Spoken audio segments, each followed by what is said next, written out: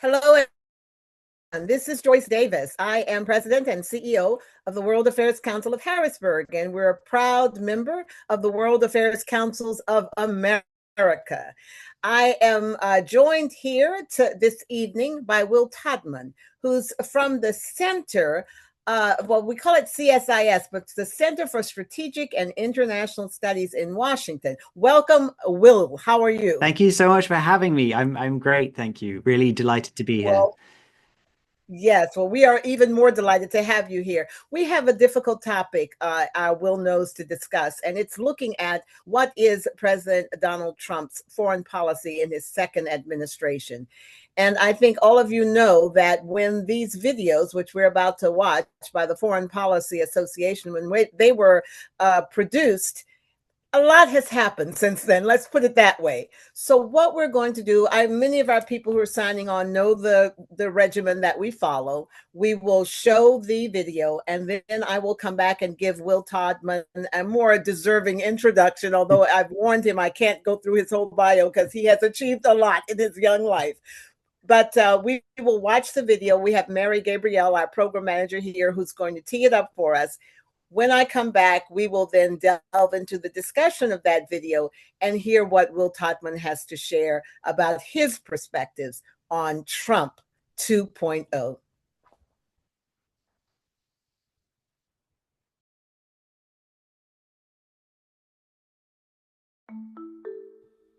Welcome, ladies and gentlemen, to the Great Decisions Masterclass. I'm Professor Jeffrey Morton, a fellow at the Foreign Policy Association. It's my pleasure to deliver this 8-lecture series. For more than a century, the FPA has promoted a broad, public, apolitical discourse in world affairs and U.S. foreign policy. Tonight I am speaking as a guest of the Foreign Policy Association, a nationwide organization, a distinguished organization. People keep inquiring whether I would do it all over again. My answer is yes. The problem is no one has asked me. I would like to express my appreciation to the Foreign Policy Association for helping bring this group together today. For more information about the association, please visit fpa.org. Donald Trump has been the center of national attention for more than a decade. In 2015, he descended on that golden escalator to announce his candidacy for President of the United States. His message struck a chord in the American public. He argued that the two political parties aren't really that different. They're each run by elites for elites. On critical issues such as immigration, trade, and armed conflict, Mr. Trump contends that the elites of these political parties think only about their interest and leave behind the average citizen. A billionaire for the average people who would make America great again. We've seen a rather dramatic shift in the direction of American foreign policy over the course of the past century. When World War I concluded, Americans determined to move in an isolationist direction, an America First foreign policy approach. When the Second World War concluded, everything changed. There was a rise to globalism, the role of defender of international principles, stability, and order. But since the end of the Cold War in the early 1990s, our foreign policy has been one of trial and error. One direction and then another. 4 distinct foreign policy paths have been attempted in the past 35 years, a constantly shifting American foreign policy. Not good for us and not good for the international community. From 1991 until 2016, there were 3 foreign policy approaches attempted.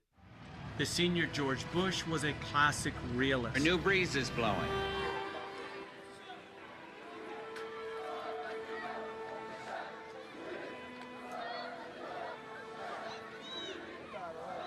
And a world refreshed by freedom seems reborn.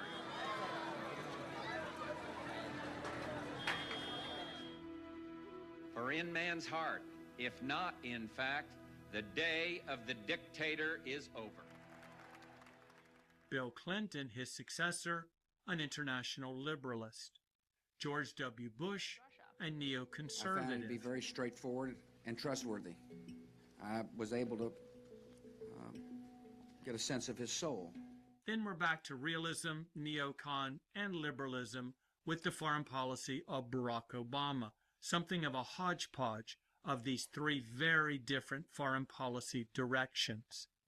Russia is a regional power that is threatening some of its immediate neighbors, not out of strength, but out of weakness. And over the course of that 35 years, Donald Trump argued we're fighting far too many armed conflicts.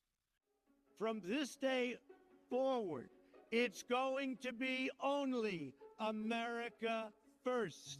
America first. Time and again, our presidents, no matter what foreign policy direction they're taking, have ended up sending troops abroad, to the Middle East, to Central America, across the international landscape. And so Donald Trump argued we need a new approach to foreign policy, not realpolitik, Wilsonian internationalism, or neoconservatism, but rather America first. Let's put our great nation at the center of our foreign policy.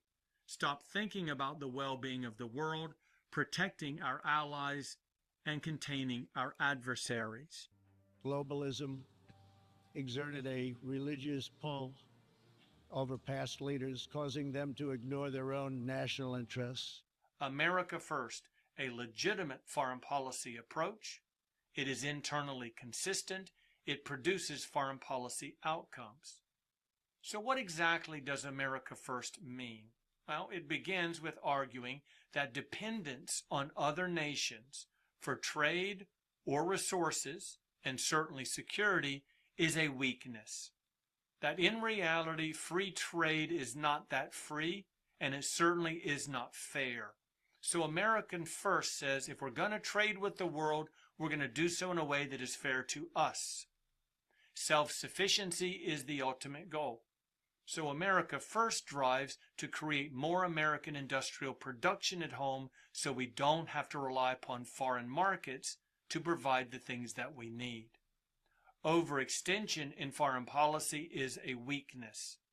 Our foes aren't quite as dangerous as they've been made out to be, and our allies are much stronger than we often give them credit for. They can stand up for themselves for a change. It's a non-interventionist foreign policy.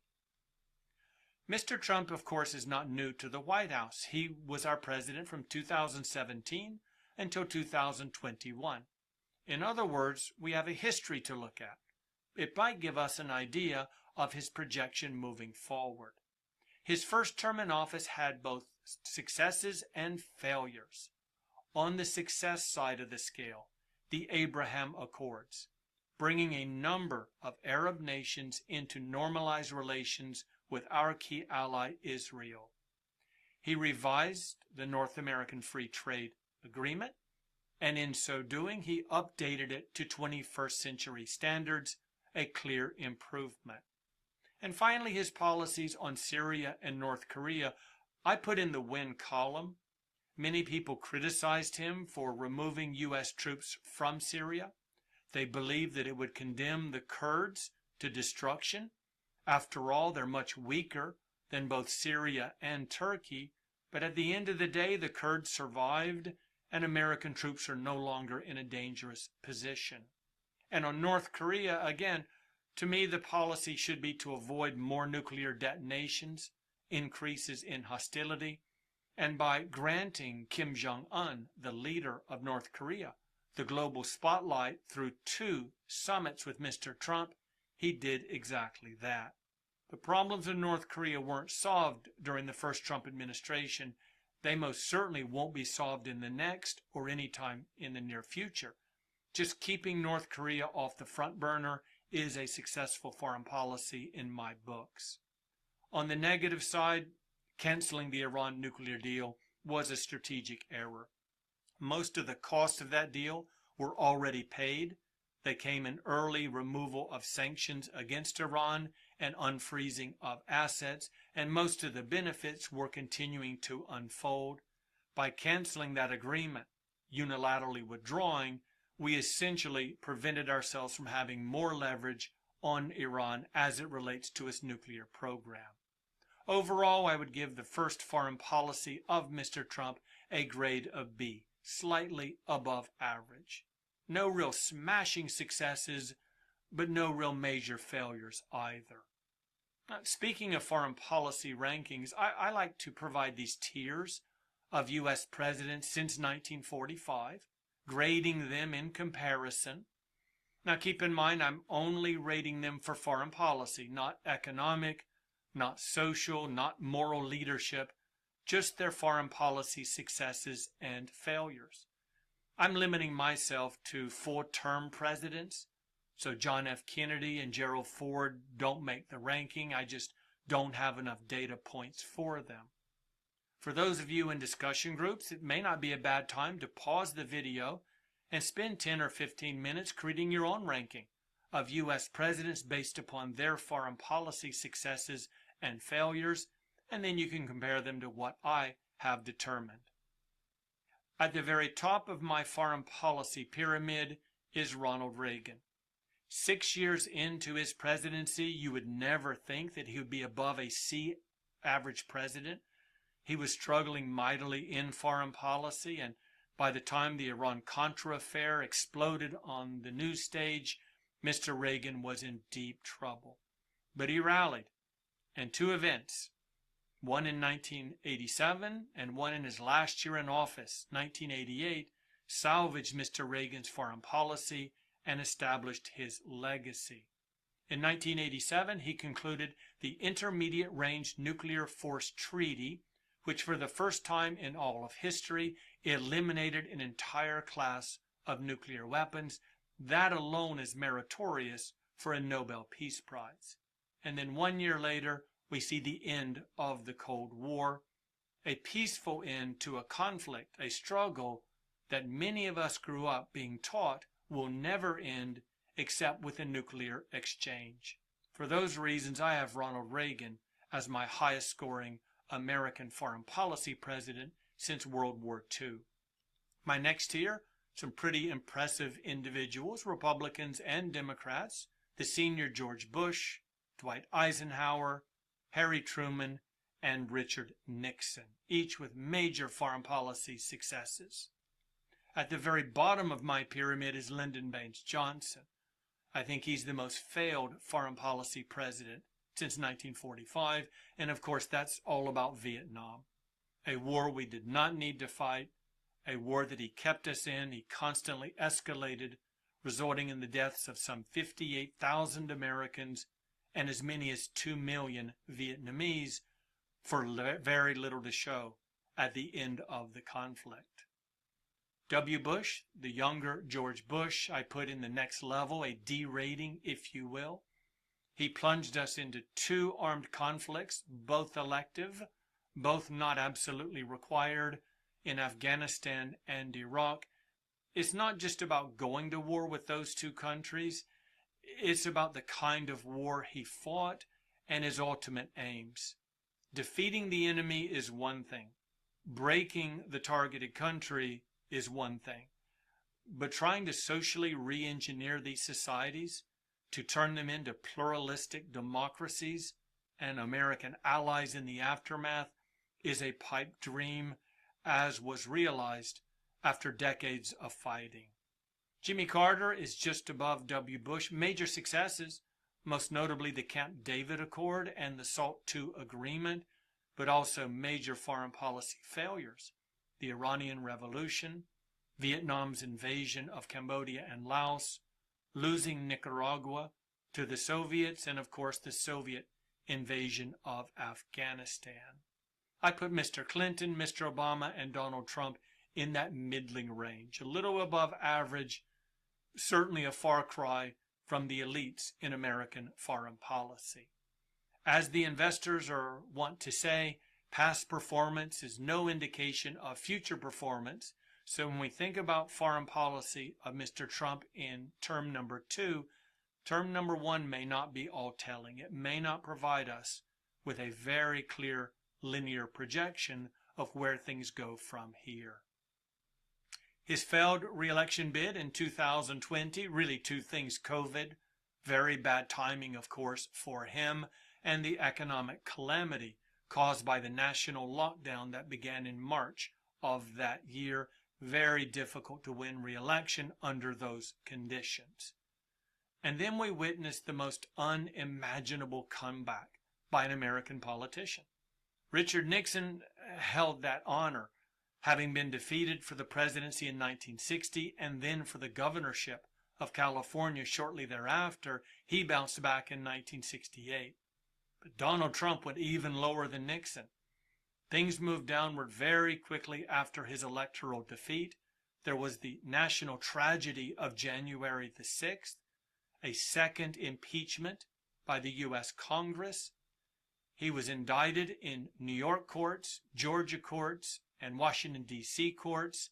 There was the FBI raid on his Mar-a-Lago estate, finding sensitive documents, 34 felony convictions, a sexual assault case, and a conviction in a fraud case. But interestingly, those troubles in the courtroom seemed to propel Mr. Trump, gave him energy, wind behind his sails, and increased voter interest in supporting him. It was up, up, and away from there, and he certainly benefited from the mental decline of Joseph Biden. So he wins the presidency in 2024 and pulls off a feat that only Grover Cleveland had previously done, which is serving in non-consecutive terms. Our sovereignty will be reclaimed. Our safety will be restored. The scales of justice will be rebalanced. In some ways, Trump number 2 will be the same, because after all, he's going to shock us and surprise us. He's going to say things no American president has ever said, and many times we just won't know what to do about it. There is still the deep state. Whether you view this negatively, as the Trump people do, or positively, as those who want guardrails on the presidency do, the deep state is made up of unelected, appointed officials who are not loyal to the White House or any political party. They work in the vast American government, and they do indeed put guardrails on presidents. They slow down presidential action through procedure, rules, and laws. Mr. Trump can change what we are. We're not a speedboat. We can't turn on a dime and redirect foreign policy immediately. We're more like an ocean liner. We're going to change incrementally, even between one foreign policy direction and another. And finally, the reality is there are multilateral solutions that are necessary for many problems in world affairs. Some problems we can solve all by ourselves, but the vast majority of complex emergencies and challenges require the use of institutions and other countries. All of that was happening during the first term, and it will during the second. At the same time, things will be different in the second Trump term. Only foreign policy loyalists in his administration. No more Rex Tillerson's estate or John Kelly's in the White House. Only people who support him. Deportations of migrants instead of building walls. A wholly compliant Congress. And the reality that Donald Trump is now a lame duck. 2026, we have national elections. These are non-presidential, of course, but every member of the House, 1/3 of the Senate, and governorships and state legislators across the nation. That means it's time to start the 2028 presidential campaigns of many. In other words, the clock is ticking on Donald Trump. It won't be long before people are thinking more about their political career as opposed to his agenda. Trump Foreign Policy 2.0, a couple of issues to consider today. One is the ongoing war in Ukraine, the Gaza war, and the more recent Iran war. We start in Eastern Europe. When Russia invaded Ukraine in 2022, the United States and its allies, the European Union and NATO, clearly sided with Ukraine. On the Russian side, it was backed by China, Iran, North Korea, and then a number of regional powers from South Africa to India mostly stayed on the sidelines. They did not want to get involved directly or indirectly. They certainly didn't want to sanction Russia for their own economic interest. And then when Donald Trump was elected, he moved the U.S. to a more neutral position, arguing we can only solve the war if we're not taking one side over the other, and that has a Kissinger-esque ring to it. At times, he tilted towards Russia and then back towards Ukraine. It is clear that his campaign promise to end this war in one day was not going to be a reality. 24 hours was never enough time for some basic reasons. First of all, Vladimir Putin cannot win this war physically, and he cannot stop the war politically or economically. His entire economy has been redirected towards feeding the war machine. If that war stops, his economy stops along with it. Secondly, Ukraine can't win the war physically, and it can't stop the war unless Russia agrees to stop the war. So what we might be looking at is the need to wait out Vladimir Putin. He seems to be the principal obstacle to ending the war in Ukraine. The Gaza war, similar in many ways, 24 hours, another campaign pledge, never reasonable or feasible. Benjamin Netanyahu cannot win the war physically, and by that I mean he can't achieve his stated goals of ripping Hamas out by the roots, rescuing the hostages, and then creating in Gaza a stable, friendly government to preside over the population. But politically, he can't stop the war. His government would collapse, and he very likely would be voted out of office. And the Gazans are all alone. They don't have a chance in this war against Israel. They're simply waiting for the Israelis to stop the bombings. So much is the case with Ukraine. When it comes to the Gaza war, we might have to wait out Benjamin Netanyahu. With him in office, it's hard to imagine this conflict coming to an end.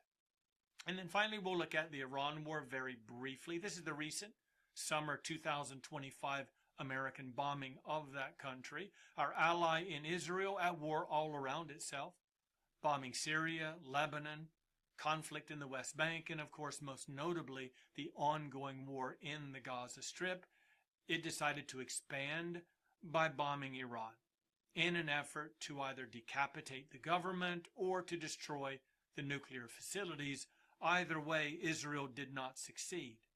Its planes got through, its bombs were dropped, they found their targets, but Israel just doesn't have the firepower to destroy those deeply embedded nuclear facilities of Iran.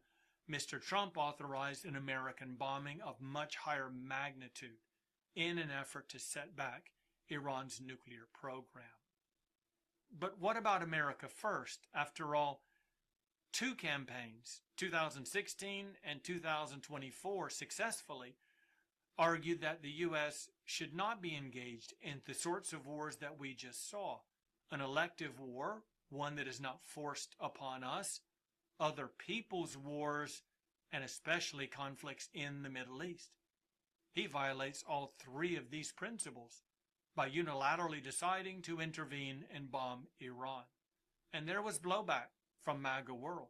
They argued this is a betrayal of the principles of America first. The timeline itself is pretty puzzling. Back in 2014, Barack Obama struck a deal with Iran and other major powers in which Iran agreed to end its weapon sites, enrichment of energy only, and U.S. sanctions would be lifted. Donald Trump withdrew from that agreement 4 years later, and then embarked upon a negotiation process with Iran that called for an end to the weapon sites, enrichment only for energy, and an end of U.S. sanctions. The yellow looks a lot like the blue in this timeline, and then all of it is redirected by the decision to go to war. America First Trump style. His economic policy, tariffs are going to be the centerpiece of his approach. He's made that abundantly clear. Topic number 2 for great decisions this year is tariffs. So we'll tear that apart in great detail and debate the pros and the cons of that policy, and along with it, lower trade with other countries, in part by design.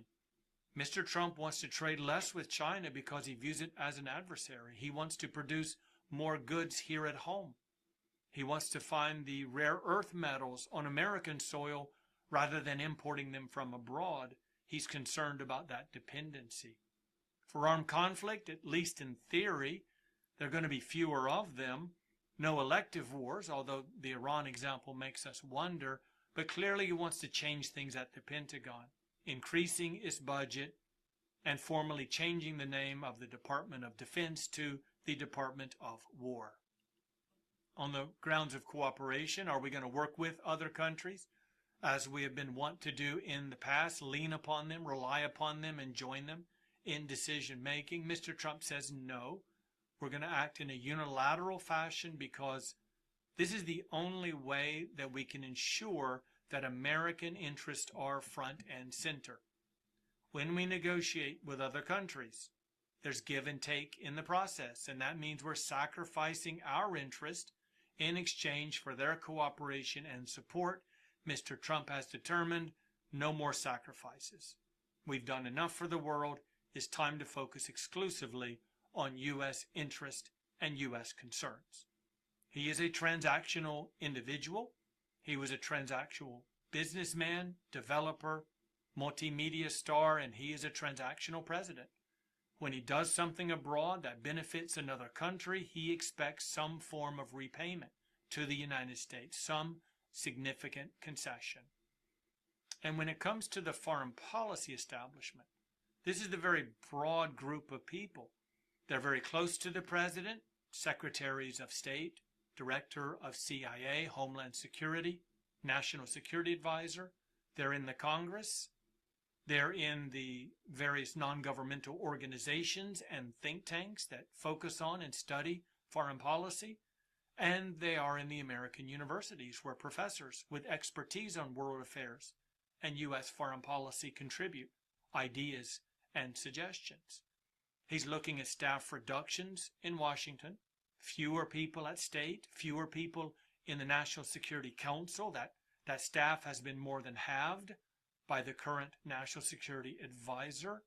And he's looking for people who will be profoundly and overtly supportive of the president, of his foreign policy aims and ambitions, and will follow through on the execution of his orders to a T.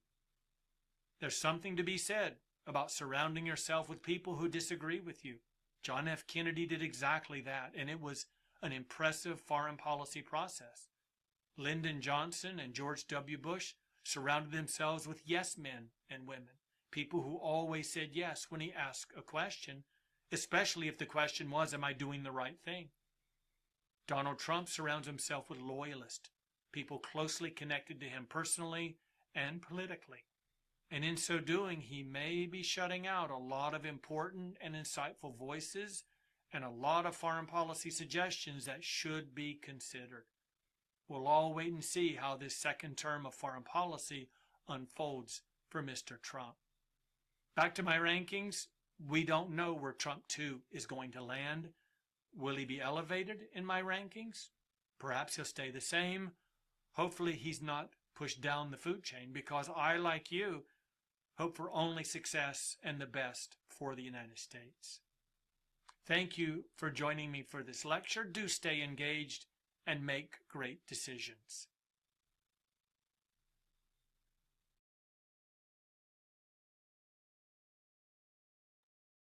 Well, that was a lot to digest. And I'm going to tell you that I'm glad I don't have to have the opening remarks. I'm going to leave that to Will Todman, who is Chief of Staff of the Geopolitics and Foreign Policy Department and a Senior Fellow in the Middle East Program at the Center for Strategic and International Studies. He was previously Deputy Director of the Middle East Program, and he has over a decade of experience working on conflict, governance, and displacement in the Middle East, and he has conducted field research in 12 countries across the region.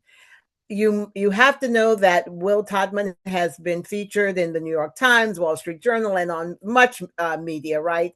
And I just want to tell you that he has this distinguished bio that lists all of his affiliations, which are really quite numerous.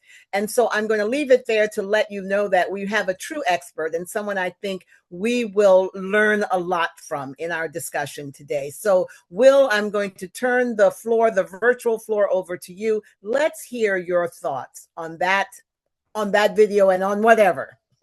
Well, thank you so much, Dr. Davis. That was a really very, very generous introduction, and it is truly a privilege to be here with you this evening, virtually, of course. I really look forward to the discussion afterwards as well that we'll have. I should start by saying I'm not American. I am from the UK. I'm actually a few weeks away from becoming American, but not quite yet. But I've lived in Washington, D.C. for the last 12 years. And I hope I will try my very hardest to have the balance of the analysis that I think we just saw in that video, which I thought was an extremely helpful laydown of President Trump's foreign policy in his first term, and then some indications of what we might see in the second term. Of course, as you indicated at the start, Dr. Davis, I think a huge amount has changed already since that was recorded. And I was trying to work out when I thought it might have been recorded. I think probably sometime in the summer last year. But I thought I might highlight two pieces that certainly stuck with me. I think the definition of America first is really interesting, and that's what I want to dive into a bit more. So the idea that dependence on other nations is a weakness, that free trade isn't free, it's not fair, and self-sufficiency should be the goal. I think that still stands.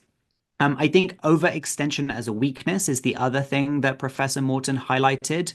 And I think that's where we're starting to see some changes. So the idea that allies are stronger than we think, yes, I think that's still true. Foes are weaker than we think. I think that's probably true. Maybe that's going to start to shift in the weeks ahead with Iran, which I'm sure we'll talk about later. But I think the big piece that has changed is the non-interventionist piece. Very clearly, we have seen President Trump conduct the audacious operation to capture Nicolas Maduro in Venezuela. Now, of course, we've seen this large-scale war with Iran, the second time of bombing Iran, but this time much more comprehensive. And so I don't think we can talk about President Trump as an isolationist or a non-interventionist anymore. I think something Professor Morton said was the idea of shock and surprise being a constant of the Trump administration. He certainly gives us lots to think about and try to respond to. So I certainly agree with that. But the speaker did say something about the US being like a giant ocean liner that is very difficult to change course. Not a speedboat that can turn, on a dime. And I actually think that President Trump has proved a remarkable ability to shift US policy in just the first year of his second term. And so I'll sort of talk through some of that. So to start with, I wanted to talk about some of the successes, as I see them, of his second term, some negative consequences of his foreign policy, and then some areas that I think are still to be determined. And starting with 4 successes, as I see them. The first being closing the southern border. I think it is very clear that the president has been very successful in stemming the flow of migrants over the southern border. So I think that is a clear success, which of course has knock-on effects for Central America and Latin America more broadly. But I think that it's very clearly a success. I think second, I'm going to say the new trade deals that he has secured with a whole host of countries around the world have been very successful. He has managed, through the threat of tariffs, to cause a very large number of countries around the world to essentially bend the knee to him and to come up with terms for a trade deal that are much more favorable to the US, often including eye-watering investment deals, billions of dollars. I think we should question how true all of these promises are. But I think regardless, it is certainly the case that he has been very successful in terms of negotiating some of these trade deals. Next, I'm going to go on a limb and say Venezuela has so far been a success. I think he has clearly managed to have a completely different relationship with Venezuela, to find a way of working with Delcy Rodriguez that did not result in a high level of casualties for the US, that did not result in widespread violence, and that has the potential to set Venezuela on a more positive trajectory. I think it is too soon for us to say exactly how positive that trajectory will be, but it at least opens the opportunity for that to be the case. And then the final one I will say on the Middle East is the deal that he managed to ink as it relates to Gaza, saw the release of all of the hostages that were held in Gaza, those both living and those that were killed. And I think that is a real achievement. Even I think in the video, I think the speaker indicated that he thought that would be impossible. So I think that aspect of the deal was very successful. Where I think we'll come back to Gaza later, because I certainly do not think this is it's too early to say mission accomplished there. On the negative side, I think we have to put the Iran war in that category already, even though we're not even 2 weeks into this. I think we're on day 12 at this stage. I think it is very clear that the consequences of this conflict are spiraling. The escalation has spiraled. 14 countries have now been hit and embroiled in conflict across the Middle East, but even beyond. Azerbaijan, a Iranian ship was sunk off, the US sunk an Iranian ship off the coast of Sri Lanka. And now we're talking about incidents of terrorism, which may be proven to be linked to this in both Oslo and Toronto. And a major cyber attack yesterday on a healthcare provider in the US. So the consequences are spiraling, and I think it is very unlikely at this point that we will see a definitive outcome, that we'll see a regime in Iran that is much more conducive to US interests, more willing to work with the United States, and that is less of a threat. In fact, I think we're going to see a regime that is much weakened, but perhaps even more hardline, even less willing to negotiate with the US in the future, and perhaps that continues to represent a threat to Arab Gulf states, to Israel, and to others in even more broadly. So I think Iran has to be in one of the most dangerous, I think, foreign policy decisions that President Trump has made. Next, I would say I think there are the real longer-term challenges that are beginning to manifest. And all of that deal-making that I talked about as a positive certainly brought about success on the economic side. But I think in the first year of the second Trump administration, a lot of US allies and partners around the world began to think about what a plan B might look like, where they act around the United States rather than with it. And we saw this articulated most clearly with the speech that Prime Minister Carney of Canada gave at the Davos summit. I think this was back in January.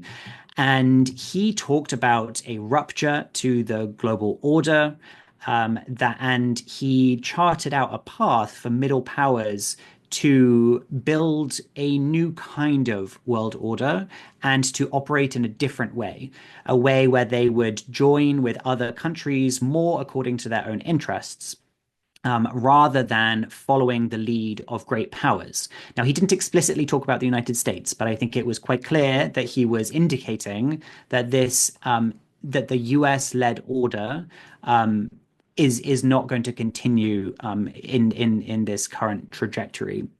And so we've seen various manifestations of this, and I think this is going to grow as we move deeper into the second year of this administration and beyond, where countries like European states will start to build their ties with other US allies and partners in East Asia, in Southeast Asia, India, but perhaps even with other great powers, with China. We saw a host of world leaders have just visited China.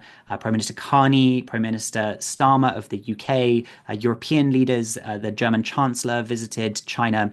And so I think it is clear that a lot of these countries are now beginning to realize that they must expand their range of options when it comes to navigating the international system. So next, I think areas that are sort of to be determined, or where there are some successes and some failures. And Ukraine, to me, is one of those examples. On the success side for President Trump, he has managed to encourage European states to increase their defense spending and to also shoulder much more of the cost of supporting Ukraine in its conflict against Russia, against the Russian invasion. And so, I think that is a longer term success. I think, speaking as someone who is a European, for too long, Europe has relied on the US to too great an extent. And I think it is a good thing that it is now taking on more of the burden of the defense of the continent. And that includes playing a bigger role in Ukraine. But clearly, we are no closer to actually ending the conflict itself. And President Trump and his administration have led several different efforts to end this conflict, none of which have really gone anywhere at all. And the fighting continues, territory continues to switch between Russia and Ukraine. And it is really unclear what the outlines of a peace deal look like. I think the Trump administration hasn't clearly laid out a vision for what that could look like. The next area where I think very big challenges lie ahead is Gaza. So I mentioned the success of returning the hostages, which is very real. And the ceasefire itself did end the highest intensity levels of the conflict that existed in Gaza. But we still see almost daily strikes in Gaza. About 2 million people remain displaced in Gaza. That's over 90% of the population. And I think most importantly, it is really unclear how progress can be made on phase 2 of President Trump's ceasefire deal. These are some of the trickiest questions about how to disarm Hamas, how to encourage Israel to withdraw from the Gaza Strip and how to build its confidence to do that, and how to come up with an alternative Palestinian government or governing body that can gain the legitimacy of the Palestinian people and actually improve the lives and help build the better future that President Trump has laid out as being his ultimate objective. We can talk more about that if that's of interest to anyone who is watching. And then I think there are real questions about the future of multilateralism and what President Trump's Board of Peace will really do. It is clear that President Trump has no faith in the UN Security Council. I think that's right. It has been gridlocked for years now and really unable to perform the role it was meant to play. But the new alternative is very unclear how they will, this is if we are considering the Board of Peace to be an alternative to that, it is unclear exactly how they will play a role in the peacemaking and the peacekeeping that President Trump has laid out. And so I think, I think that is really something to watch. And then the aid cuts that we saw the Trump administration conduct have really gutted a lot of UN humanitarian agencies around the world. And so I think there's a really mixed record on multilateralism, where on some level he seems to see the benefit of it with the Board of Peace, and on other sides, I think the consequences of defunding this are going to play out in the years and decades perhaps ahead. And then finally, actually two more big questions are ultimately what the relationship with China looks like. I think what the deal that President Trump came to is really more of a truce than a deal. I think it has kicked the can down the road in terms of some of the biggest questions, in terms of the economic relationship between the two countries. And my sense is that President Trump discovered that China has a lot of cards to play as it relates to rare earths, critical minerals, and whatnot. So I think we will certainly be watching closely, and my colleagues at CSIS will be watching closely when President Trump visits Xi in China at the end of this month. I think he departs on the 29th of March. And it is really unclear exactly what that will look like, how successful that will be, and what kind of deal President Trump can extract from China. And then Cuba. President Trump has said Cuba is next. He has threatened regime change. He said it could be a friendly takeover. It could be a not so friendly takeover. As a little plug, I'm the host of a podcast at CSIS called State of Play, and today's episode was called Is Cuba Next? And I had two of my colleagues talking about that and options President Trump has to try to facilitate regime change, to bring about change that is less than regime change, what the benefits of that might be, what the risks might be. So again, really happy to talk more about that later if of interest. So I've been trying to work out, how do we characterize this foreign policy? Because as we saw in the video, it's not really realism. It's not really liberalism. It's not neoconservatism. The way I would describe it is opportunism. And I would love it if people disagree with me and challenge me on this. But I think ultimately, a lot of what President Trump does is transactional. He is seeking to extract something from someone else in exchange for something. He is not really bound by a certain ideology, I don't think. I think he views that as a great strength because it gives him a greater freedom of operations or an ability to pursue different aims in different ways at different times. And I think we have seen that he is really willing to wield his power in a very direct way. In a less direct way, he very much likes using tariffs as a tool of economic coercion, but we've also seen his willingness to use military power as well, even in ways that he previously had said he would not use.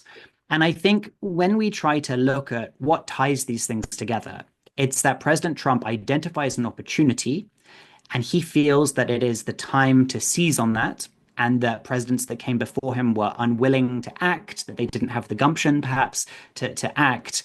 And so we end up seeing some really dramatic foreign policy decisions, like that very dramatic raid on Nicolas Maduro, like the first last June's bombing of Iran's nuclear facilities. Very dramatic, eye-catching interventions. And I think ultimately trying to seize advantage of opportunities as they arise. So I also wanted to talk about a couple of patterns that I have noticed in how he wields, how he operates his foreign policy. I think the first is that in comparison to his first term, he has really learned how to wield power. He has learned how to direct the huge bureaucracy that is the US government and to use it for what he wants. Very few of us, I think, in the foreign policy analysis community could have imagined that he would have done as much as he has done to reshape US foreign assistance, to use the tools of economic coercion to bring about all of these deals, to intervene in the way that he has in really quite surprising ways. What is very clear is that the constraints of the deep state that we talked about in the video, aren't there anymore, and that he really is able to overcome them to pursue what he wants to do. And in part, that's because there is a much more concentrated circle of decision makers. I think in the video, it talked about the National Security Council staff being cut in half. My understanding is that they really don't play the traditional role anymore that the National Security Council typically plays in trying to coordinate between different US departments and agencies. Instead, it is President Trump, his trusted advisors in his cabinet, and they make decisions and they act on them. And then I think the rest of the government apparatus has to try and keep up. So I think he has abandoned traditional policymaking processes. The benefit being that he can act with much greater agility. I think the danger being that he may not always think through some of the consequences, the potential negative consequences of these actions, because typically there would be these processes where lots of people weigh in, they share their concerns, and they debate it. So then I think maybe I'll just end by saying some of the things that I'm watching out for as we move forward.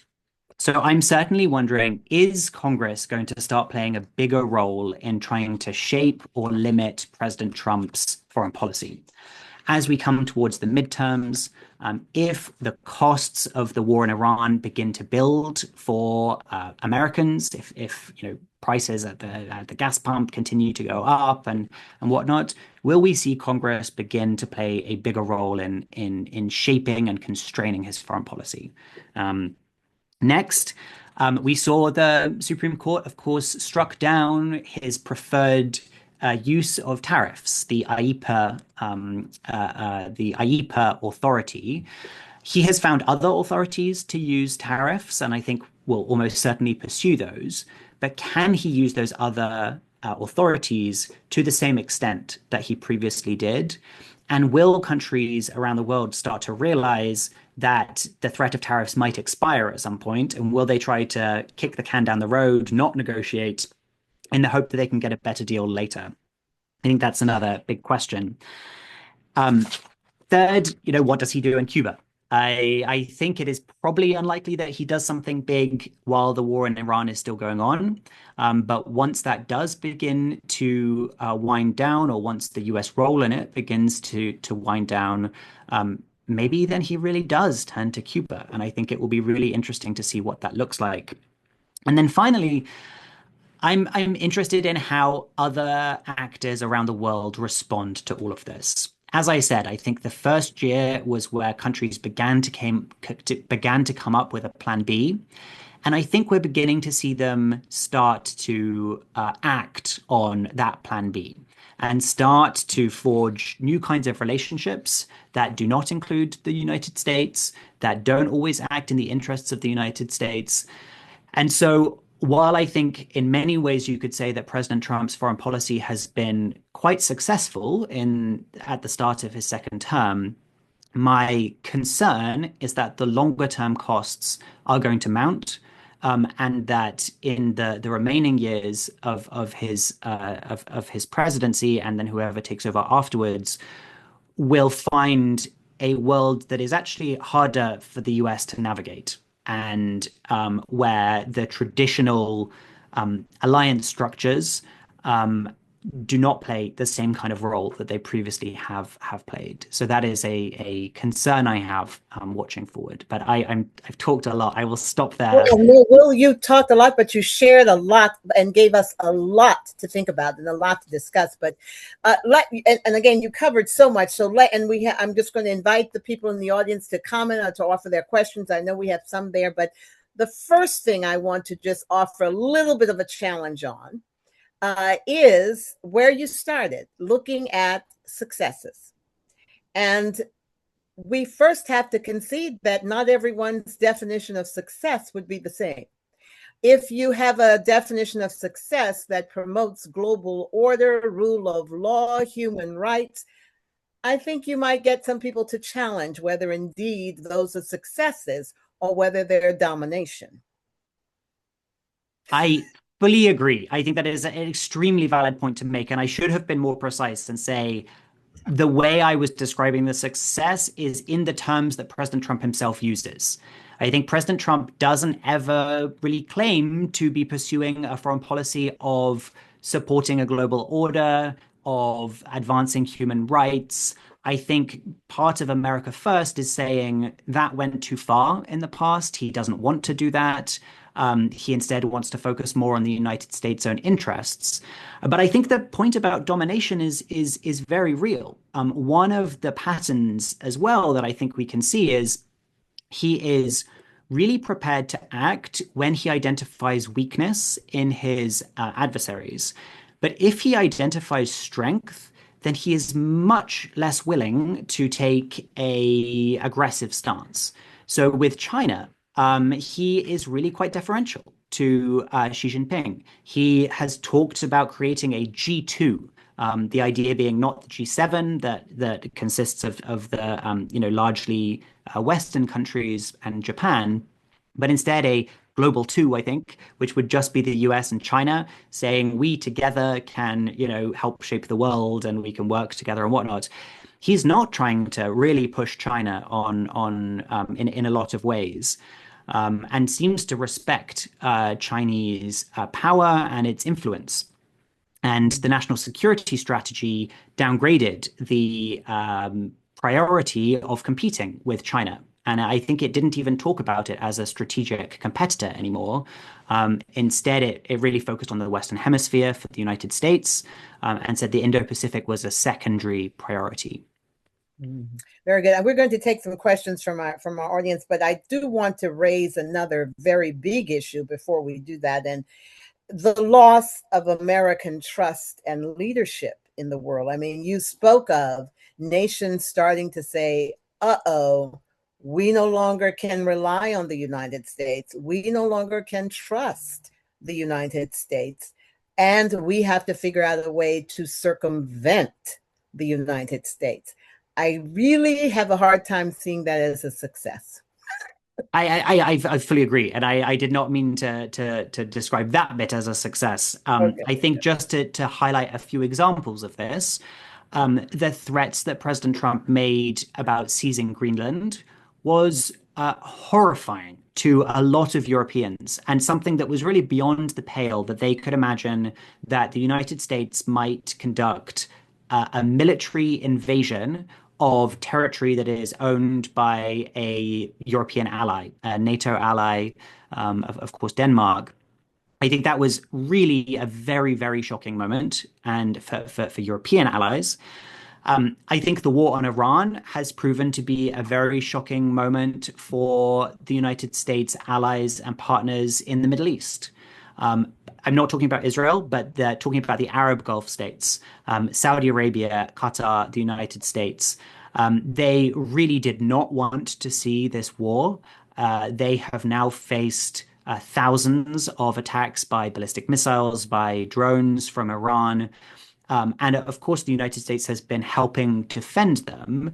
But I think they are horrified that President Trump would conduct such a broad war against a neighbor and not sort of factor in their own interests here. This has shattered the image they had of being an island or an oasis of stability in an otherwise troubled region. And then maybe one third part of the world where I think people are really quite concerned is in Southeast Asia, where countries like the Philippines, Malaysia, Indonesia, who have traditionally sided more with the United States, are really worried about the deal that President Trump might make with Xi Jinping, and that it might cut them out and might say to China, you can do what you want in this part of the world. We will focus on the Western Hemisphere in exchange for some kind of economic, concession. I think they're very concerned about what he might do. And so, yes, I think that loss of trust, the fear that has that President Trump's foreign policy has spread in different parts of the world is real, is going to be hard to rebuild. And I think the consequences will play out in the longer term in ways that will be very harmful. Yes, yeah. Well, I could talk because I'll tell you one thing that I just scratched my head on. If you're going to go to war with someone like Iran and start all of this, wouldn't you want to solidify your allies? Wouldn't you want to make sure that, Great Britain and all of those, Denmark and all of those folks are with you and ready? And it's like you pick fights with everyone. You have all of the world not trusting you, and then go to war with Iran with it. I mean, it really does not make sense. It has been or maybe no, it's been difficult for me to understand. I've tried. I think this does come back to the opportunism point that I made, where I think President Trump assessed that Iran, and this is correct, he correctly assessed that Iran is at the weakest position it has been in decades, that it has lost a lot of its proxies across the Middle East, largely through Israeli operations, and that if ever he was going to press, now was the time to press. The difference we have is that I was hopeful that the diplomatic process might result in much greater concessions from Iran because of the weaknesses that we just said. And actually, the indications were that they were prepared to make much bigger concessions.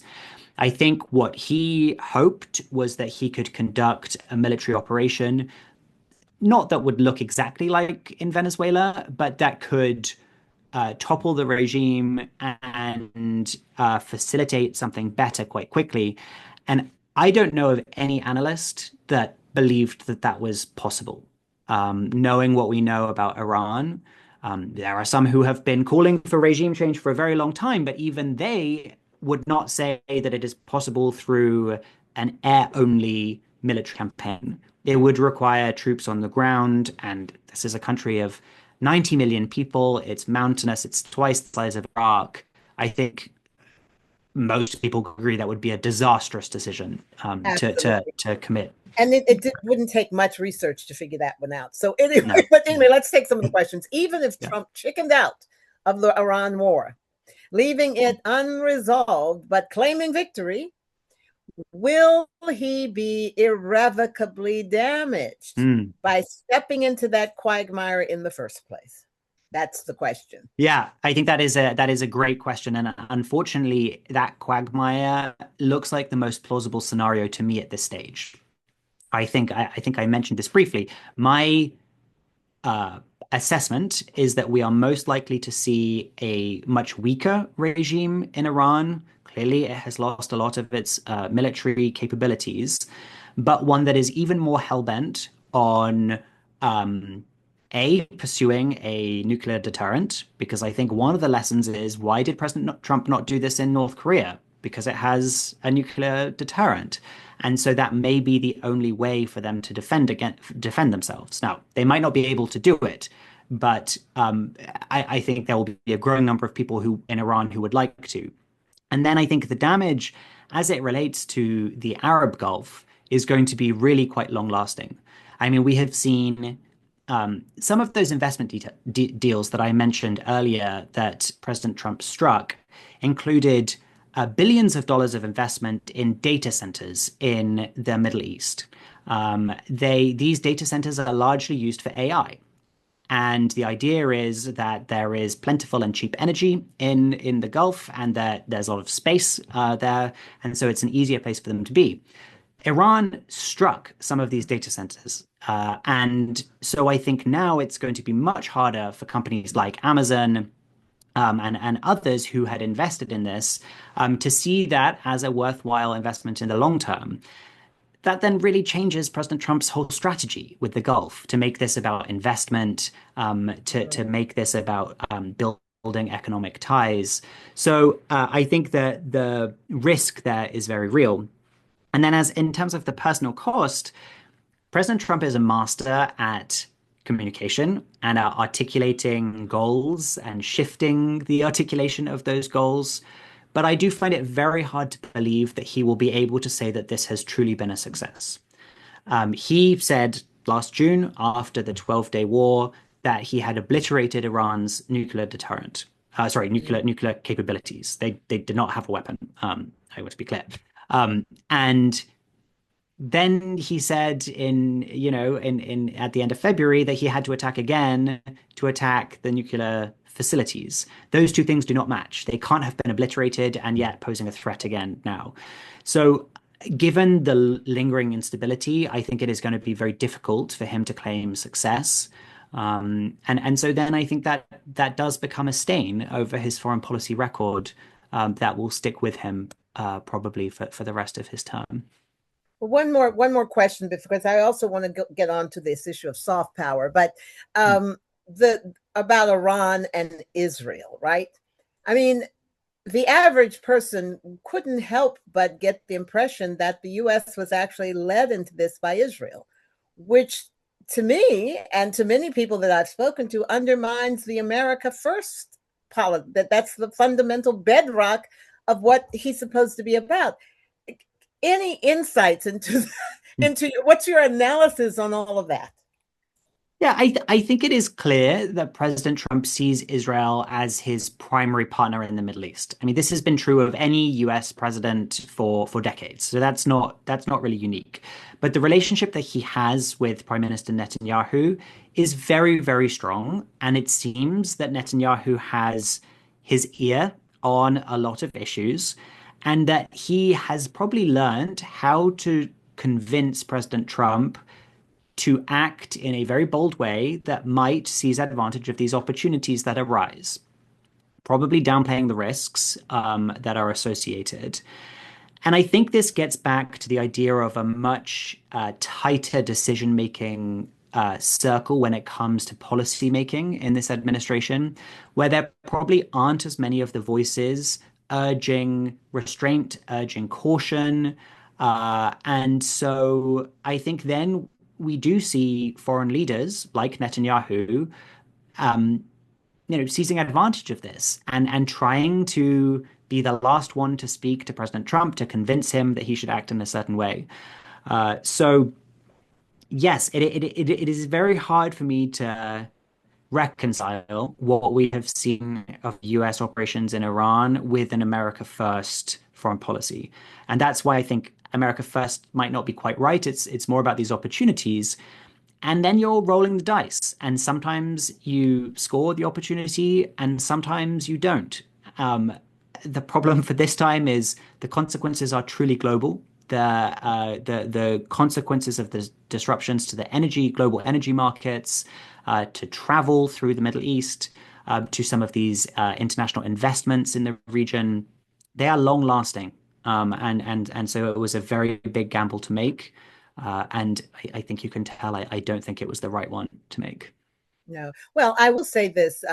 Your analysis has been, to me, very fair and very balanced and giving credit where it's due. I will say one of the things that I have noticed, I won't say impressed, but that I have noticed about President Trump is that he's a bold leader.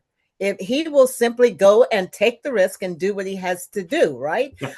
And we often have yearned for a bold leadership. But one of the issues that I think Richard is asking about, can it be something else? I don't know. Don't know, don't care that you don't know, no regard for consequences. This is nihilism. So I think he's getting at what I'm trying to get at, is that while we see bold, strong leadership directing, what I think we don't see is sober, well thought out, strategic planning. And someone that, I mean, who was it? The president, walk softly, carry a big stick, that kind of attitude toward the world, that yes, I have might, I will use it with restraint, I will be careful.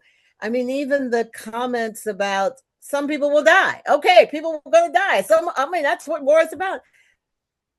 That is unsettling to at least some Americans and some people in the world in general. So your thoughts? Yeah.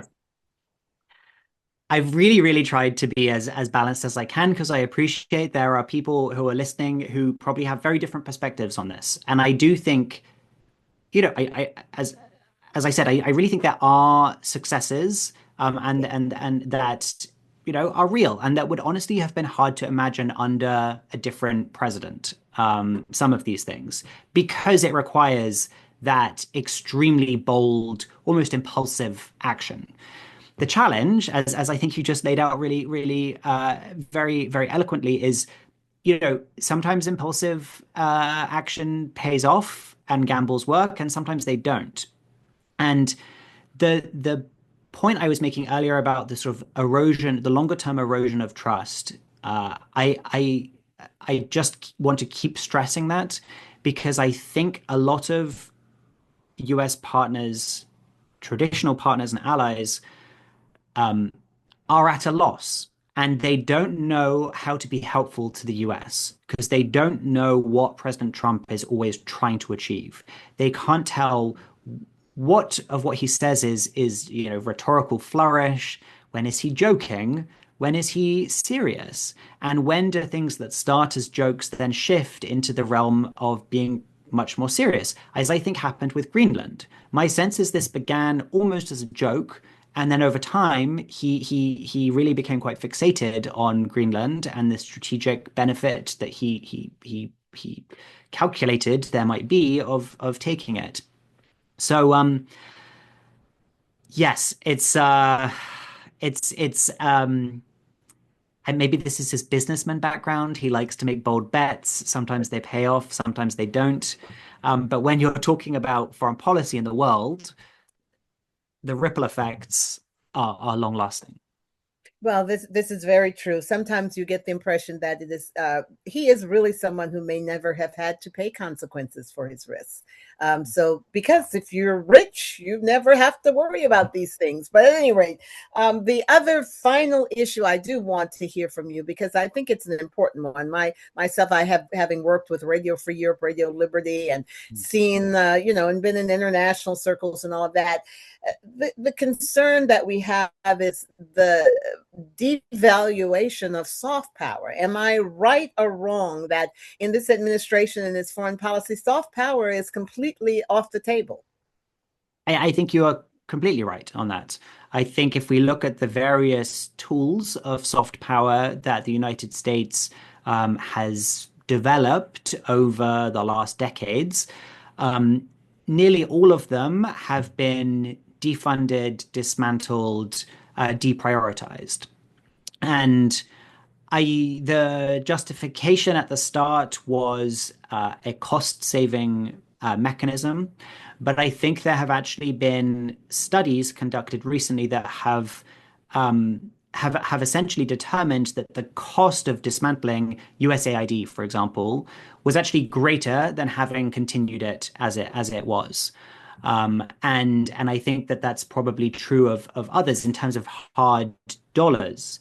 But the real cost, of course, comes in the longer term when people's opinion of the United States begins to shift. I have lived abroad in different parts of the region, and the Middle East is not somewhere where you typically think of as having a deeply pro-American, public opinion. But actually, there were really impressive programs being conducted by the embassies there, public diplomacy, aid initiatives, investment in media that truly helped shape people's opinions in a way that made them much more open to other articulations of US power and probably more aligned with the United States and its goals overall. Of course, there were some of these that have got a lot of press that maybe went too far. Some of these initiatives that, made the headlines and sort of sound ridiculous. But I think it's really important to say what a tiny proportion of the overall soft power apparatus and planning activities that those were. They were really the exception. And this is something as well where I do worry about the longer term effects, because it's going to be very difficult for anyone to rebuild this who might come after President Trump. Even if they want to, they would have to rebuild whole institutions and agencies and start up programs from scratch. And that is a very, very difficult thing to do. I will just make a plug, if I may, for some of my colleagues. We have the Global Development Department at CSIS, and they do work on public health or global health, on food security, water security, sustainable development, human rights. And I think they're trying really carefully to think about what the future of these kinds of aid programming and soft power, I think, is linked, what that should look like. Because they know it won't be what it was before, but they're trying to envision a new formulation of it that can be leaner, more agile, and even better advance US interests. So I would urge anyone who's interested to check out some of their work. Well, I think Americans will certainly want it to be more accountable. They want to make sure that the aid is really going and not being ciphered off by corrupt governments and all of that. So I get that. But I will tell you that I think we are, I mean, we've covered so much territory, and yet there's so much more that could be covered. But I'm going to simply thank you for taking the time to be with us. And I know you're going to continue to watch this, and we may be doing more actually as the war in Iran continues. Unfortunately, I don't think it's going to end tomorrow. So yes, unfortunately, we will we'll probably invite you back again. Let's just say I'd be delighted. It would really be a privilege. If you guys do travel around, Harrisburg isn't that far, so we will even have you. We have several in-person events as well as in September we have a peace symposium as well. So nice. Teresa's telling us thank you to everyone. A lot of people got, and I just wanted to reinforce with you how important it is for you, the experts such as you, to really speak to Americans outside of the Beltway, and because it really makes a difference. It changes the understanding where it needs to change. I 100% agree. I unfortunately spent too long sitting here in my office in DC, and I truly would love to. I think it makes our analysis better, more nuanced, more reflective of what people actually care about and want. And so I that's why I was so excited to have this opportunity, and I'm just so grateful to you for giving it to me. So thank you. Well, thank you, and say hello to Mona and all of our other friends at CSIS. Thank you so much. And thank you to our associates and others for joining us. Stay tuned next week. We'll be back at you with another great decisions. Bye-bye, everyone. Thank you.